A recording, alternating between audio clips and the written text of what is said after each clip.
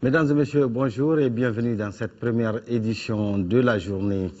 Les forces maliennes et françaises continuent les recherches d'armes et de munitions à Djebok, à 110 km de Gao. Ces opérations de fouilles ont permis de récupérer une grande quantité de munitions, 3 véhicules pick-up et 3 motos. Des suspects ont été également interpellés. Envoyés spéciaux, Daouda Sidiki Diara et Massa Doubia. Après avoir reconquis et sécurisé la ville de Gao, les forces maliennes et françaises passent à l'offensive. C'est une opération de fouille de grande envergure qui a été organisée ces derniers temps dans ce sens. C'est là pour la énième fois afin de rechercher des terroristes ainsi que des caches d'armes et de munitions.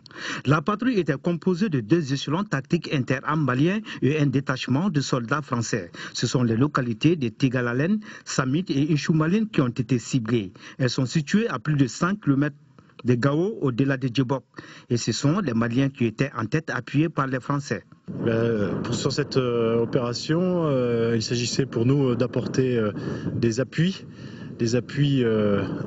si nécessaire, des appuis directs s'il y avait eu contact avec l'ennemi, ou des appuis indirects avec l'artillerie si c'était nécessaire. Ici comme ailleurs, c'est le terrain qui commande le combattant. On se concerte pour mieux coordonner les actions. Nos combattants ont reçu la mission de fouiller cette zone. Progressant à pied, la patrouille découvre une ancienne base de terroristes. Plus loin, des fouilles ont permis de découvrir des caches d'armes et de munitions. Commença alors une véritable corvée pour les hommes qui ont déterré des batteries sèches destinées à alimenter les centrales téléphoniques, entre autres. L'armée malienne s'est montrée très proactive, très entreprenante et très vive dans l'action, ce qui nous a permis de fouiller de grandes zones dans des délais restreints et puis avec une grande efficacité. Le commandant des opérations côté malien s'est dit satisfait du travail. L'objectif que nous recherchons a été atteint. Nous avons, avec l'apport de la gendarmerie, nous avons pu appréhender des individus suspects et nous avons découvert des caches d'armes. Donc c'était le but de la mission et je considère que l'objectif est atteint. Ces terroristes ont été mis à la disposition des gendarmes de la mission. Parmi les gens interpellés, on a arrêté 3 personnes qui ont joué un rôle et qui sont des leaders parmi les Mojao. Donc, un a été appréhendé avec son véhicule, qui a assisté au combat de Kwanna. Les 2 autres ont été appréhendés, ils sont conduits à Gao. Maintenant, les véhicules saisis à leur niveau sont conduits au niveau de Gao. Des campements en passant par des points d'eau, l'ambiance était cordiale entre nos forces et les populations.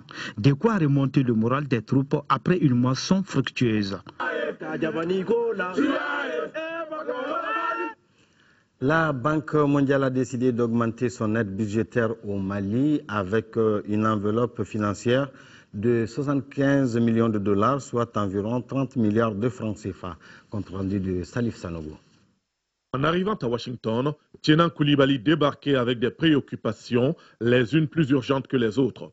En repartant des assemblées de printemps des institutions de Bretton Woods, il pouvait laisser esquisser un large sourire, car dans la capitale fédérale américaine, il aura eu plus que des oreilles attentives, notamment auprès du président de la Banque mondiale, avec qui il a eu une longue séance de travail.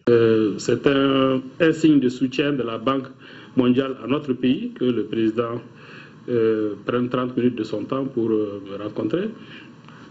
Et surtout, annonce à cette occasion qu'en dehors des appuis importants que la Banque fait déjà au Mali, qu'à l'occasion de notre rencontre, le président de la Banque mondiale a annoncé une aide supplémentaire de 75 millions de dollars, c'est-à-dire aux environs de 30 milliards de francs CFA supplémentaires à notre pays. La Banque mondiale va formaliser cela à l'occasion de la réunion de Bruxelles. Donc, la participation de la délégation du Mali aux assemblées de printemps est un succès. Après une année 2012 chaotique, les signes de reprise ne manquent pas. Les signaux rouges ont désormais laissé la place à un vert vif qui annonce ce qu'on pourrait qualifier du printemps économique et financier du Mali. Aujourd'hui, il n'existe plus personne sur la terre parmi les partenaires du Mali qui continuent à dire « je ne suis pas dedans ». Voilà, même les plus irréductibles sont avec nous. La seule exigence que les uns et les autres ont, mais ça nous le savions déjà, les gens veulent que nous organisions les élections. Nous sommes un gouvernement de transition, un pouvoir de transition. Il faut que les élections soient organisées, mais c'est quand même très bien qu'avant même que le pouvoir élu ne soit là, les aides soient déjà annoncées aujourd'hui et mises en place aujourd'hui. Donc je pense que les signaux sont verts. Les partenaires de notre pays seront à nos côtés pour nous épauler.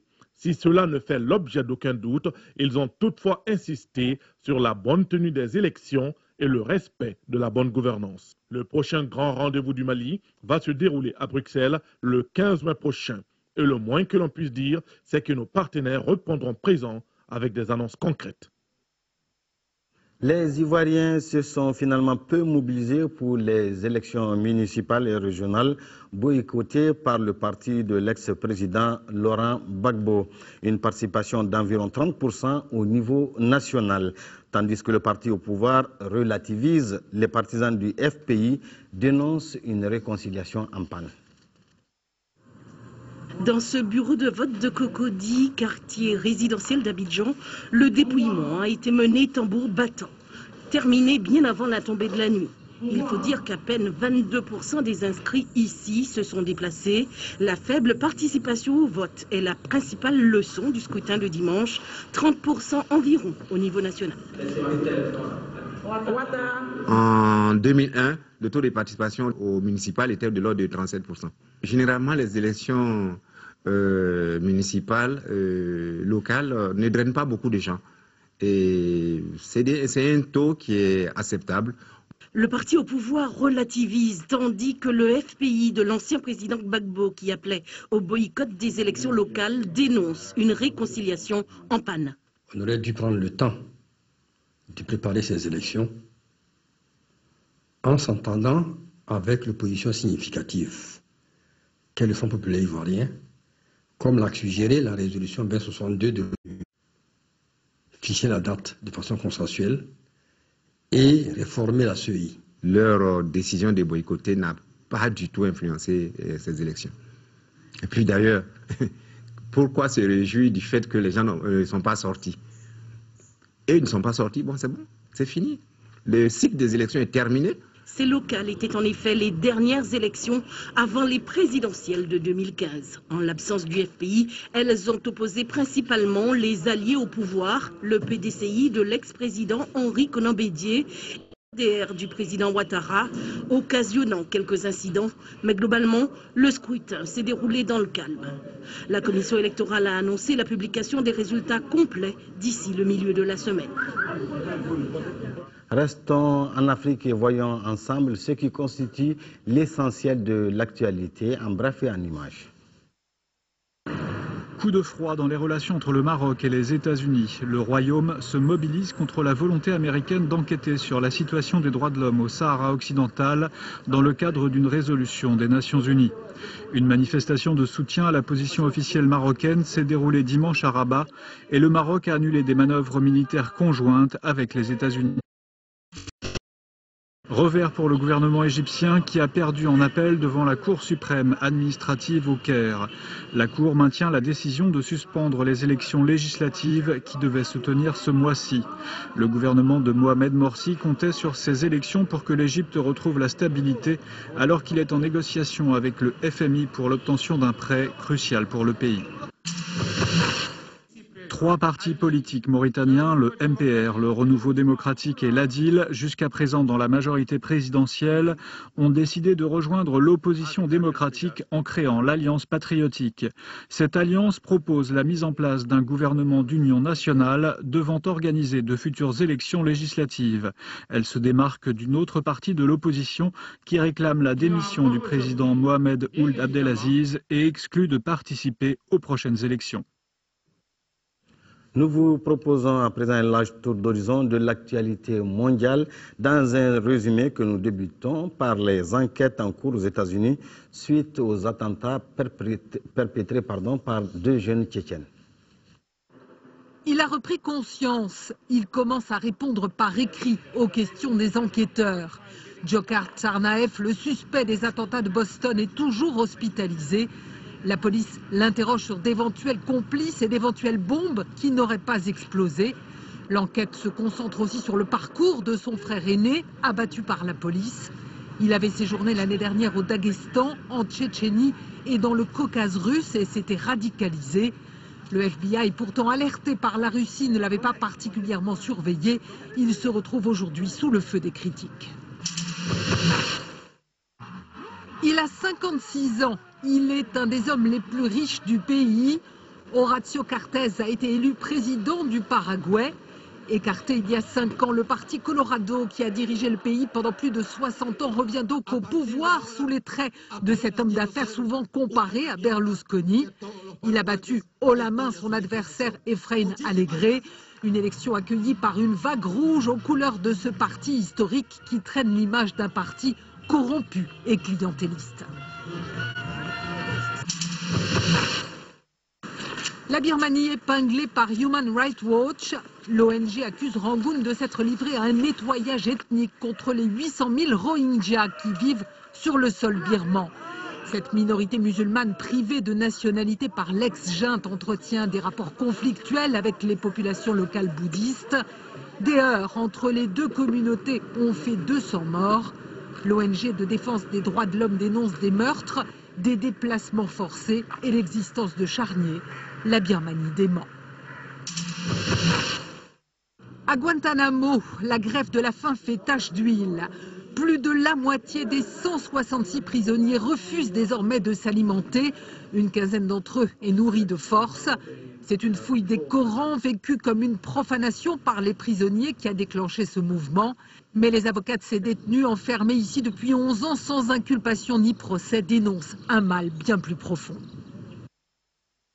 Point de presse du collectif des clubs de Ligue 1 suite à la lenteur constatée dans l'application de l'article 49.1 des statuts et règlements de la Fédération malienne de football. Un article qui stipule l'appel à candidature du renouvellement du comité exécutif de la Fédération malienne de football 90 jours avant l'expiration du mandat en cours. Siragatou Sissé, compte rendu. Face à la presse, le collectif des présidents de Ligue 1 a voulu sonner l'alerte. Motif, le mandat de l'actuel bureau de la Fédération malienne de football, élu le 12 juillet 2009 à Tombouctou, arrive à terme le 12 juillet 2013. À partir de cette date, un vide sera constaté selon les membres du collectif. L'ordre du jour porte sur un seul point, lettre ouverte envoyée par les 11 clubs de Ligue 1 signataires successivement à la FIFA, la CAF et la Fédération malienne de football. Les statuts et règlements de la FEMAFOOT sont clairs. L'article 49.1 stipule que 90 jours avant la fin du mandat, le secrétaire général doit lancer un appel à candidature pour le renouvellement du comité exécutif. Le secrétaire général devait lancer un appel à candidature 90 jours avant. Ce délai expirait le 11 avril. Nous avons attiré l'attention du comité exécutif sur cette violation. Tout collectif est régi par des textes juridiques. En la matière, quelle ligne directrice le collectif des clubs signataires va-t-il suivre pour mener son combat? Le collectif peut chercher la majorité des membres votants de l'Assemblée générale, c'est-à-dire 50% des membres de l'Assemblée générale plus 1, donc 51% des membres de l'Assemblée, peuvent signer une demande adressée au secrétaire général pour la convocation d'une Assemblée générale extraordinaire, avec comme ordre du jour le renouvellement du comité exécutif. Les textes de la Fédération nous donnent cette possibilité. Tous les contours de l'ordre du jour ont été passés en revue. 11 clubs de Ligue 1 sur 16 ont signé la lettre. Les 5 clubs non engagés sont l'USFAS compte tenu de son statut particulier, le COB, le CES Dougoulofila, le Yana de Koulikoro et l'AS Real. À ce rythme, le football malien n'est pas loin d'une crise.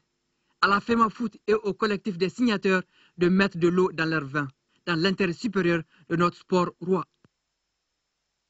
Focus Santé, la chronique santé du jour évoque les problèmes que rencontrent les agents de santé communautaire ASC dans les villages. Initiative du gouvernement soutenue par l'UNICEF, la prise en charge des AC est supposée être pérennisée par les communautés elles-mêmes. Mais dans certaines localités récemment visitées par la presse, les problèmes ne manquent pas malgré la reconnaissance et l'utilité des ACC. Nos reporters Thiessira Dambele et Idrissa Traoré étaient à Famana, dans la commune de Katiéna, région de Ségou.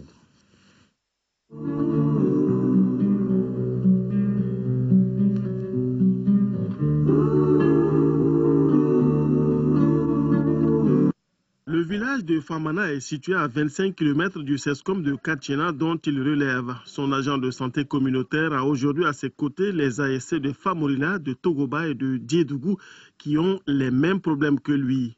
Comme ailleurs, dans ce village, le rôle des agents de santé communautaire a été déterminant dans la baisse du taux de mortalité infantile.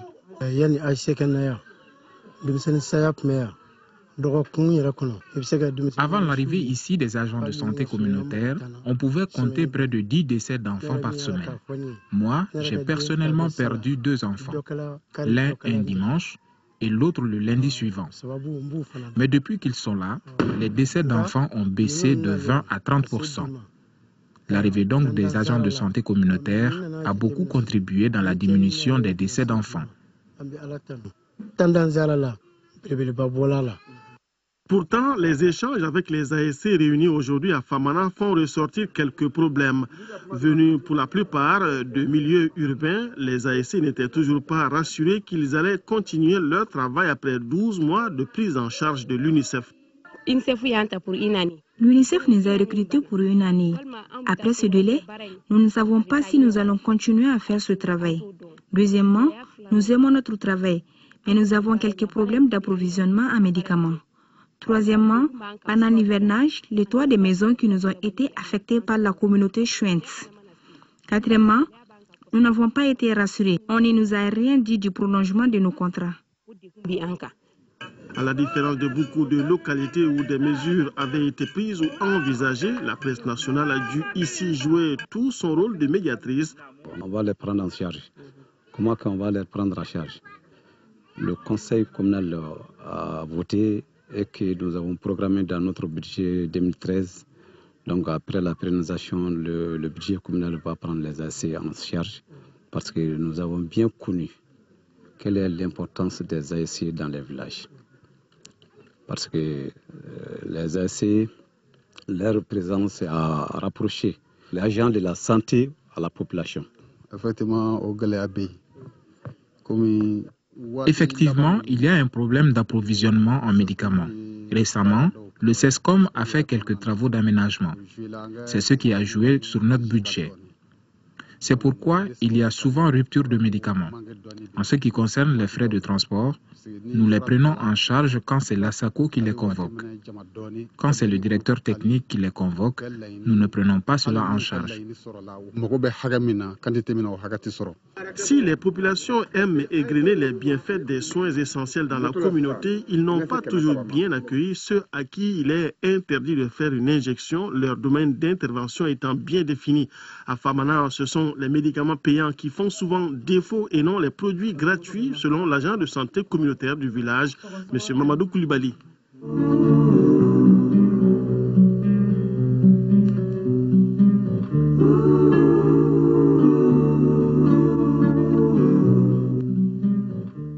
Fin de cette édition. Merci de l'avoir suivi.